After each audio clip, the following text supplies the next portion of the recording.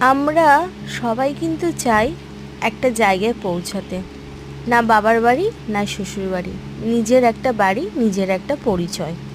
সবার দ্বারাই তো চাকরি বাকরি হয় না, বা সবার কপালে জোটে না। কিছু কিছু মানুষ চাই আমি অনলাইনে কাজ করে ভিডিও বানিয়ে কিছু ইনকাম করতে। আমিও চাই ভিডিও বানিয়ে কিছু ইনকাম করতে, কারণ সেটা সৎ পথে আমি করতে চাই। কিছু কিছু মানুষ আছে ভিডিও ভাইরাল হওয়ার জন্য পুরো শরীরের 80% কাপড় খুলে ফেলে। তারা কি বোঝে না যখন বাকি 20% মানুষ দেখে ফেলবে তাদের ভিডিওগুলো আর ভাইরাল হবে না, ভিউজ হবে না। অতএব তাদের প্রতি যে মানুষের সম্মান, সেই জিনিসটাও দিন দিন ভেঙে যাবে, কমে যাবে। তারপর তাদের অবস্থাটা কি হবে?